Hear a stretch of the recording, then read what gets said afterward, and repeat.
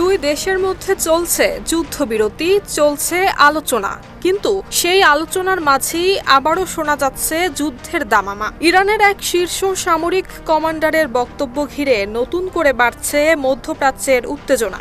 ইরানের সেনাবাহিনীর central military কমান্ডের উপপ্রধান মোহাম্মদ জাফর আসাদি বলেছেন, যুক্তরাষ্ট্রের সঙ্গে নতুন করে যুদ্ধ অত্যাসন্ন। তার দাবি, ওয়াশিংটন ইরানের পূর্ণ আত্মসমর্পণ চায়, কিন্তু ইরান কখনোই করবে না আত্মসমর্পণ।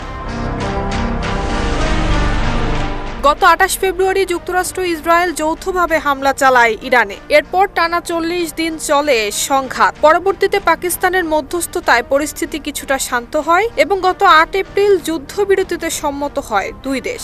একই সঙ্গে শুরু হয় আলোচনা। কিন্তু ঘটনা এখানেই শেষ নয়। সাম্প্রতিক সময়ে সেই আলোচনা কার্যত থমকে গেছে। আর তখনই যুদ্ধের আশঙ্কা নিয়ে সতর্ক বার্তা দিলেন ইরানের এই সামরিক কর্মকর্তা। এতে নতুন করে উদ্বেগ তৈরি হয়েছে আন্তর্জাতিক অঙ্গনে। অন্যদিকে যুক্তরাষ্ট্র কঠোর অবস্থানের ইঙ্গিত দিয়েছে। মার্কিন প্রতিরক্ষা মন্ত্রী পিট হেগসেথ বলেছেন, ইরানের সঙ্গে চুক্তি না হলে আবারও সামরিক অভিযান শুরু করতে প্রস্তুত রয়েছে যুক্তরাষ্ট্র। সবশেষে যুদ্ধবিরতি এখনো বহাল থাকলেও দুই পক্ষের কড়া বক্তব্য নতুন করে উদ্বেগ বাড়াচ্ছে। আলোচনা ব্যর্থ হলে পরিস্থিতি কোন দিকে যাবে সেটাই এখন বড় প্রশ্ন। আর সেই প্রশ্নের উত্তরের দিকে তাকিয়ে আছে গোটা বিশ্ব। Desk report, Dhaka post.